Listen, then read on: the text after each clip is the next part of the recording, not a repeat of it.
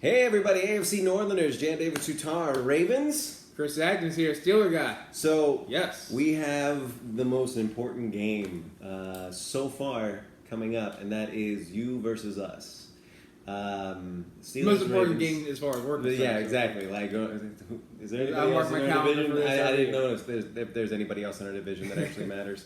So, let me kick it off with you, man. Okay. What are you thinking about this game?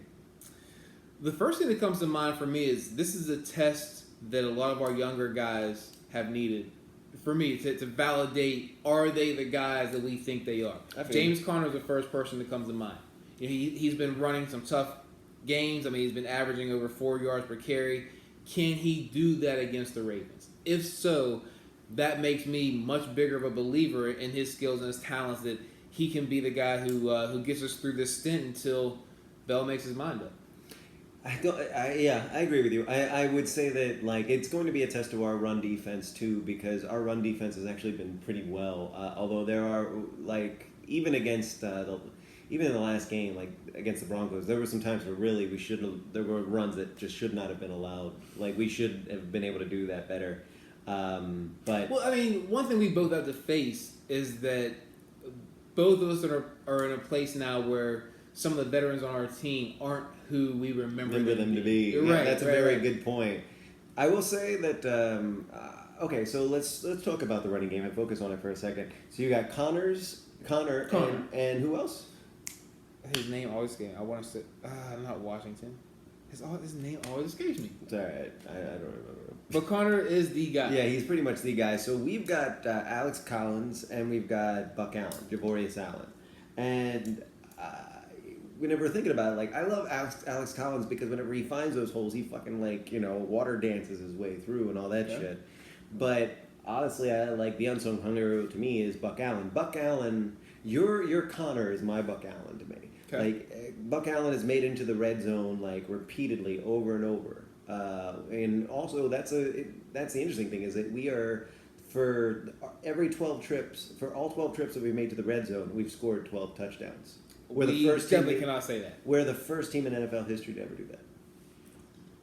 That is interesting because of the fact that, in my opinion, I mean, you're not yet looked at as one of those top Super Bowl contenders just yet. We're not. So to own a statistic like that to me is very impressive. Exactly. That's something to me that kind of stood out. So here's a statistic for us that's kind of glaring for me. We've given up 10 passing touchdowns. We're tied with New Orleans for the absolute worst in the league. So the Steelers, in my opinion, our Achilles heel has always been that pass defense. But I think right now, because of other weaknesses within the team, be it the passing game, the rushing game, the offense in general, how are we doing with the pass rush? I mean, we're not getting the sacks. Yeah, no. We're not sacking I'm people. not really seeing a really strong Steelers defense. I think, and that, which is, kind of, what a weird season this is, right? Right. If you think about, this season, especially our division, it's anybody's game, really. It totally could wind up with, Ravens and Bengals fighting for that, playoff spot, and the Browns coming up to eke out the wild card. Well, it's weird. Here's what's throwing me off so much about it is that the things that we're all known so much for, the running games, the defenses, are the two things that I think we're mostly lacking right now. Totally. So the Bengals have a good thing going with their offense so far this year, but with Joe Mixon, I think it's an ankle that he's got. Not sure how that's going to pan out for them in the short term. Yeah. For us, of course, having Bell out, we'll see how Connor's going to do. I mean, this, like I said, is going to be the test for him. I mean, he had a damn good game that first game against the Browns. Yeah. Against the Chiefs, we were playing catch-up That's the game you tied, right? How does that feel? How does that feel? How do you think it feels? I don't know. I have never tied the Browns. How do you think it feels to be the first team in, I want to say, 18 weeks to not actually beat the Browns? Yeah. It was horrible. Yeah. It was horrible. I mean, what a crazy game. The thing about it was you kind of saw it happening because they just kept hanging around. You just couldn't put them away. We couldn't score. I mean, we racked up 21. But here's another thing. we've given up an average of 31 points a game. I was gonna say that. 31 points Totally. a game. Now, we just got lucky and just outscored somebody in the past week, but we're not stopping people. And that really We didn't score a bothers me. touchdown at all in the second half in the last game. We did right? not. We got blanked. Got- Not even a field goal. We got blanked. Blanked in the Doesn't second half. it, like, okay, so going into this game, let's bring it back to the Ravens game. How do you feel about like that?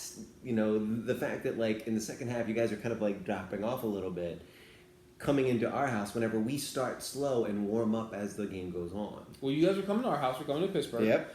But in a game as physical, in a game as I almost use the word traditional, but as physical and as high profile this game is, I don't see us being able to just walk in and put up the same effort we have for the past 3 weeks. I don't see. Well, one, I mean, you don't have the same offensive line coach. I mean, Haley's gone.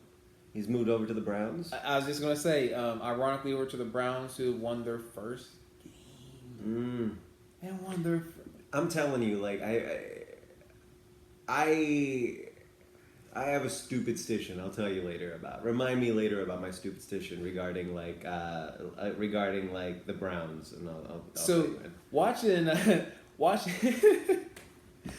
that main man DGBG, watching him pop the cork, celebrating that victory. Man. The first thing that came to my mind was the movie Waterboy when they won that first game. Oh my god. And they just rocked out. Yeah. Love DGBG for that. I mean, he's been hanging on to that bottle for some time now. He has. And for him to be able to pop that was awesome. I miss you, DGB. So yeah, like there's definitely that. It's definitely like trying to figure that shit out. So let me ask you, what do you expect to see? Because I want to put a bow on our game within the next couple of minutes here and talk about some other things. Cool.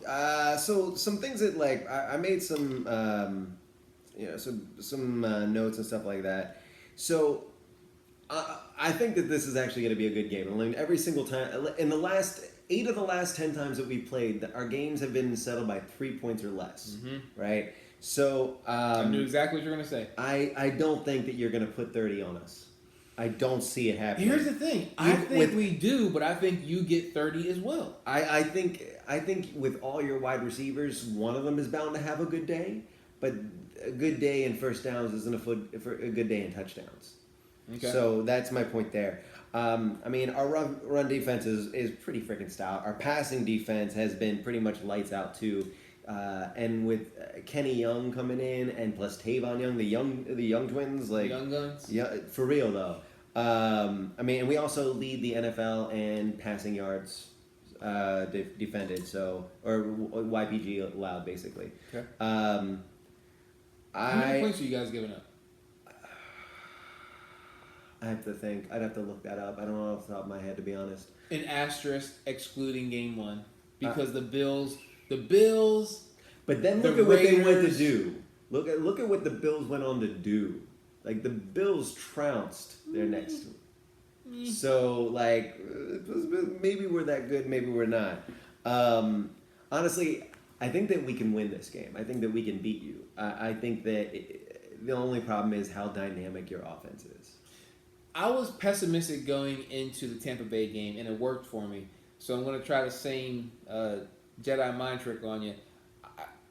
I think we pull this out, but I think this, to your point, another 3-point game. I think if your defense is as bad as it looks, if you guys go over the top on us, I think it'll come down to special teams. I mean, what I saw. Okay, here's what I saw going back to Tampa Bay. Okay. Even though Fitzpatrick had a horrible game per his standards so far this season.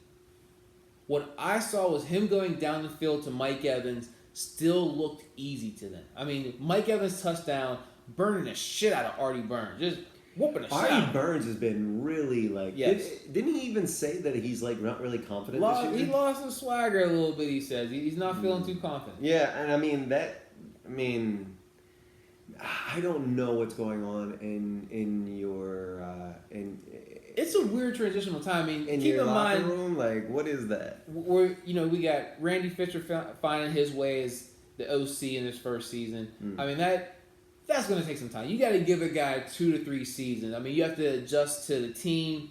The team has to adjust to him, and he has to adjust to the team a little bit. He has to draft a couple guys who are his system guys.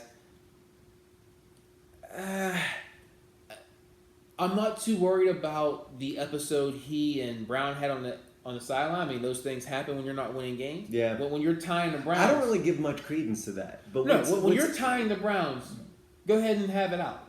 Yeah, exactly. Like totally. Yeah. I think that and not for nothing. Like whenever I'm thinking about your team going against your team, I mean, we haven't won in your place since week 4, 2015. So it's a tough place to play. But what I saw Patrick Mahomes do in Pittsburgh a couple weeks ago, to me, was disgusting. I mean, to see us get diced up that way in I almost said Heinz Field, it is Heinz Field. I almost said Three Rivers in Heinz Field. That just goes to show me, how exposed we are this early in the season in our passing game. I mean, and to put up 6 touchdowns. I mean, he's not even a veteran quarterback yet. I mean, to come in and rack something like that up as a young quarterback, that was scary for me. Okay, so I want to switch gears a little bit from quarterback to play calling. Okay.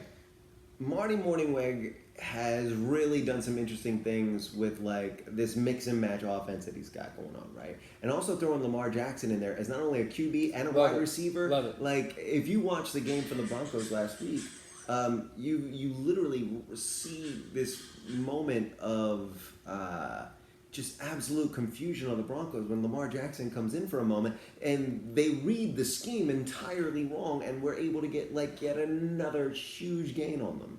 And I think that I know that you've got a really smart defensive coordinator with you guys. I'm not knocking that. My question is whether or not he outsmarts himself on this. Because from what I'm seeing, watching the play calling, especially on defense for you guys, is that they see your defensive coordinator is like he sees what's going on, but the communication isn't there between him and the players, and they are missing their assignments. So maybe he's getting too complicated for your defensive players. But I don't know if maybe that's just what I'm observing, and it's not really true. Keep in mind that the play we drew up was Ryan Shazier being that defensive quarterback. I'm not sure that we fully bounced back from that yet. I'm honestly like it's a heartbreaking because I don't want to see anybody, but like really. Like as good of a guy as he is, that's tough. I don't know that you bounce back from that either. I don't think that you really. Who do you think is your locker room leader for the defense? I mean, Bud Dupree didn't have a great game the last one. Cameron Hayward he's our locker room guy. Okay. Cam Hayward's our locker room guy. Yeah, and TJ Watt's working out well for you, but on occasion he misses reads and stuff like that. He's still developing. He's he's a young guy. It's second year, right? Yes. Yeah. So that's completely understandable. Okay, so let's get to brass tacks because I'm sure we got to wrap this up, and I feel like I want to give you space. Yeah. What do you see happening in this game? I see 37-35. I see two teams. That high. I see two teams that are just going to light it up. Interesting. Here's the thing. If I were you guys, I wouldn't go to the well too many times bringing Lamar Jackson on the field this early in the season. Oh, no, absolutely not. I equate that to a Wildcat offense. Mm-hmm. Ronnie Brown killed it for the first few weeks doing it. Who do you think... sorry, go ahead. End of the season, not so much. So be careful how many times you go to the well with that. No, totally. Who do you think... who do you got that you think can cover not only... Because what we're throwing into is Crabtree, is Smokey, John Brown, Willie Snead, plus you got Hayden Hurst, who may make his return. Who on your secondary do you think is going to wind up covering those deep threats that we seem to be having now that Joe's healthy? We have two guys that can cover people. We got Joe Hayden, he can cover, mm-hmm. and we have Cam Sutton who can cover. You really trust Hayden though? Yes. He's been playing pretty well. Artie, what bothers me about this is almost the relegation of Artie Burns over the past couple seasons. He started off so well, especially in his rookie year. He started off so strong. Mm-hmm. To see him go backwards at a point where he should be kind of stepping into his prime is a little worrisome for me. Yeah. So hopefully Cam Sutton can step in and take some of that pressure off his shoulders. even if just temporarily, to the point where he can do whatever he needs to do to get that confidence back, get that communication with his team, make the game fun to him again. So you say 37-35 Steelers? Yes. Is that what you're calling? Yes.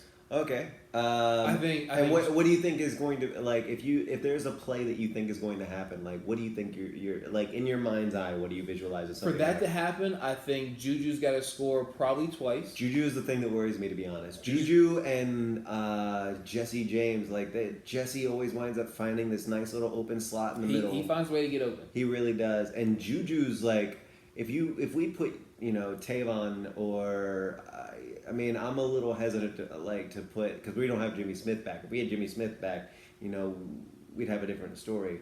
But I'd like to see what winds up happening, because I think Juju, because he's so big and he's so talented, that he's the guy that worries the shit out of me. Juju could be the guy that has a great day. Fantasy owners, if you have Juju, think about it.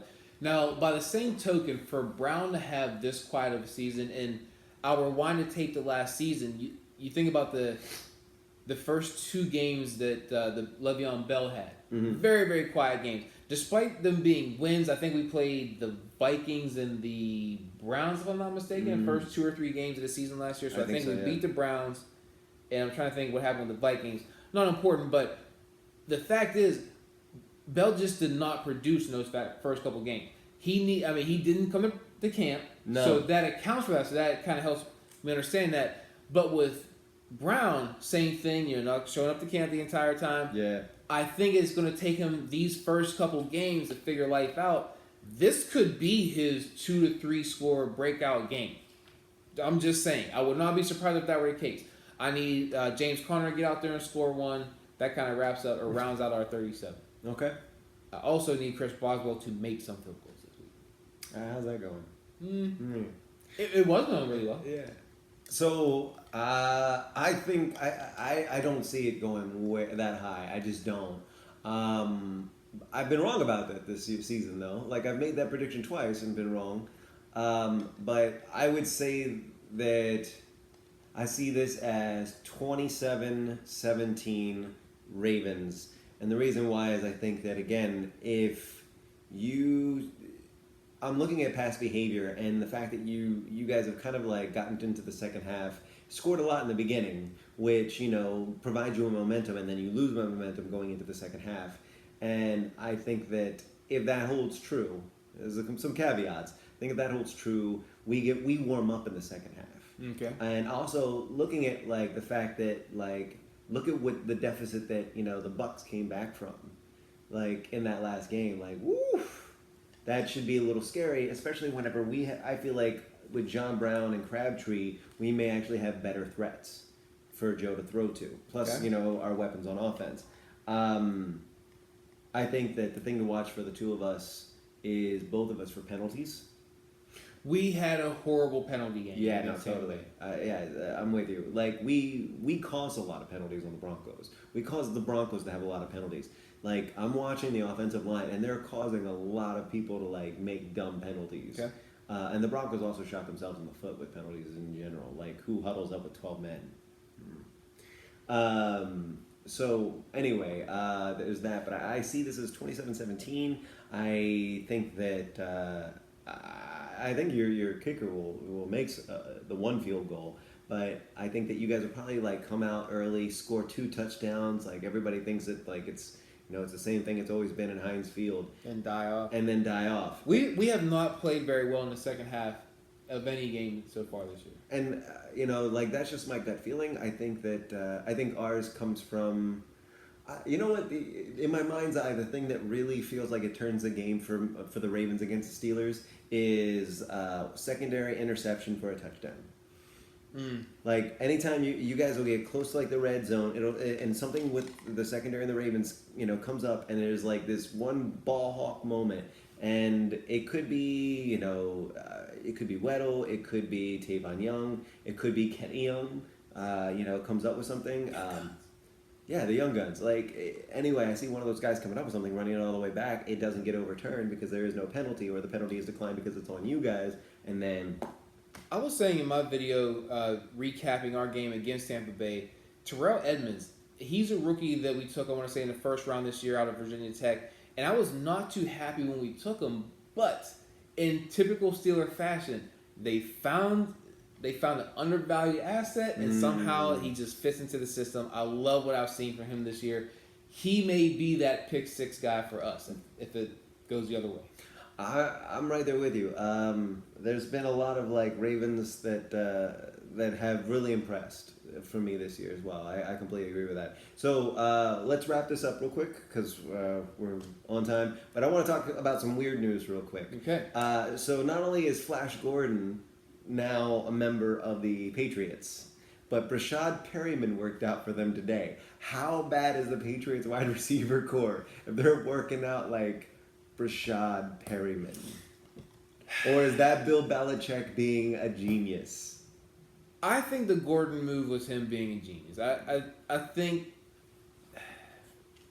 if they can hold him off from suspension from just a few more months, that's like another LeGarrette Blount for them. But he's got to play a certain amount of games. Yeah. I mean, but you know what? They need him for just 4 games.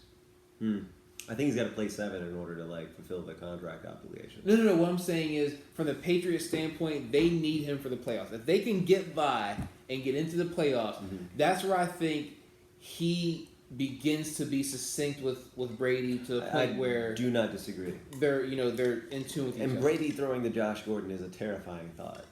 Like that's a terrifying thought. Brady throwing to Brashad Perryman is a really entertaining one. It gives me chills a little bit. Really quick, I want to ask you just some thoughts you're having on the other 2 teams right now. So for me, I mean, obviously the Brownies winning their first game. Baker Mayfield is now the guy with the cape. Dude, okay, so my superstition, right? Okay. My superstition is that the day that they got rid of Josh Gordon and is the day that and Tyrod Taylor decided to hand over the reins to Baker Mayfield. And Baker, like, he took that game way out of their hands and put it into his own. And I think that, like, literally shedding the Josh Gordon weight gave the Brownies, like, a push in the luck factor back the other way. Not to cut you off, okay, somewhere you just took me. If you think about these high-profile quarterbacks that the Browns have taken over the past couple of seasons, what happened? So let's talk about, what was it, $18 million for Brock Osweiler? You come back, RG3, 1 game, one half of a game. Tyrod Taylor comes in, 2.5 games? It's interesting, right? That's weird. Yeah, that's weird. I think it's the Browns are so afraid to lose that the moment you start losing, they pull you. It's almost like it's North Korea. Oh, you failed at the missile test. We execute you. We'll bring in the next scientist. Right? First of all, the guy who keeps signing up for that is very fascinating to me. Like, you know what? I'm gonna go be the Browns' new quarterback, and I'm gonna win. Well, Baker Mayfield, like. I'm honestly, like, I am a Baker Mayfield fan. I really like the dude for the Browns. I don't know if I like him anywhere else yet. Maybe I do. But for the Browns, I think his energy and his, like, gusto, for lack of a better word, is exactly what they need. I think that Baker Mayfield may be an interesting answer to the problem at quarterback for the Browns. If he stays healthy. I think the Browns are a stud running back away from 4 games, 6 games. I think that I could see them winning 6 games this year if you look at their schedule. I know. Totally. Okay, moving on. How do you feel about the Bengals being at the top of the North? Is that something that's going to last for this season? Are they going to hit a wall? Okay, so there's 3 questions there. How do I feel about them being at the top? What was the second part? How long will that last? Are they going to hit a wall? Okay, so how do I feel about the Bengals? Honestly, it's so early in the season, I don't feel one way or the other about it. Ask me at game 9. Okay. All right, and see where we're at. Way too early to form an opinion. 2, how long will that last? I think that depends on... There's so many variables there, and I know that can sound like a cop-out, but it's true. That depends on 1, Mixon's health, 2, their defensive line's health, because their defensive line, I said that, like, why do you guys always seem like you're injured in the fourth quarter? And everybody's like, they're not injured, they're just cramping. And then I'm like, well, okay. How long before that becomes an Achilles heel? Mm-hmm. Like, how long before cramping in the fourth quarter kills your team? Bad conditioning. Exactly. So, I mean, how long do I know that lasts? Like, that's a hard question to answer. I would say let's see how they do against Atlanta, and see if that same cramp, that cramp. I'm not going to call it a choke, but I'll call it a cramp in the fourth quarter ends up. And the third was, do I think they'll hit a wall? I think that Marvin Lewis is a really interesting coach during the regular season. So if they hit that wall, it'll probably be possibly towards the end of the season. But Marvin Lewis is a coach. I will say one thing. As a coach, he's got a lot of stamina. Was it 15 years? So, okay. I'm kind of entering the twilight zone now, and I'm starting to fear this happening. I want to make sure we watch time, too. Yeah. Because I don't want to kill you guys. By the way, thank you for hanging in there. Thank you for hanging in. Like, it's been a while since we talked. So, one thing I'm afraid of happening is totally entering the twilight zone this season. Okay. Having the Browns win, like, let's say, 4 games. Maybe even more. I think that they're going to win more. Having the Steelers out of the playoffs. Mm-hmm. And having the Bengals win a playoff game. If that trifecta happens, that is the twilight zone for me. As long as that playoff game isn't against us. I mean, that would be the twilight zone. And think about it, like if that's what keeps Marvin Lewis, and it's just like he wins one playoff game, he gets another and that's 15 enough. years. He gets another 15 years of the Bengals. He's like, I'm 90 years old, still doing it. I keep winning one playoff game. Like that's the thing. Like I think the Bengals fan. Can you imagine Cincinnati if they win just one? I'm not bragging, but for us. We need to win a Super Bowl more than every 15 seasons, or else everyone's fire everyone. I mean, we've got 2 of them in that. Like we started out in '96, and by 2016 we had 2 Super Bowls. So I woke up in the middle of the street twice now. Good times. Yeah. On Carson Street, by the way. I'm telling you, like, it's a weird season. It's a really weird season whenever, like, I'm watching the Rams and the Vikings, and I'm like, what? Watching Jared Goff, I mean, I thought he was a bum in the first season. To see him like that. He's a young kid, too, so but it takes a little while. Once he hit his stride, he was good. All right, anything else we got to throw out there?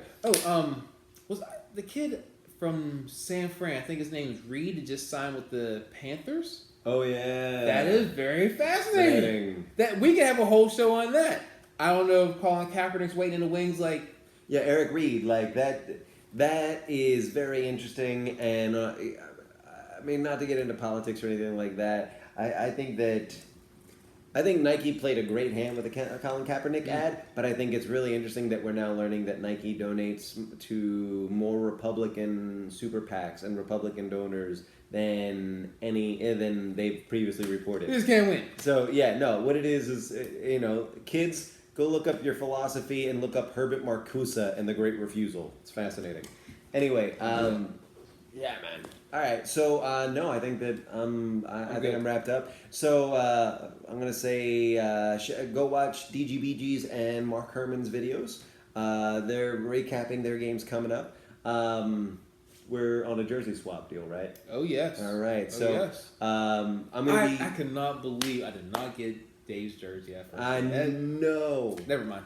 Well, it's a tie. What are you gonna do? Hold on to each other's jerseys for both? Okay. I mean, I wasn't able to give my jersey to Mark. So, okay, I gotta say this. Really funny story. The day of the Browns game, and this just goes to tell you how close of friends we are.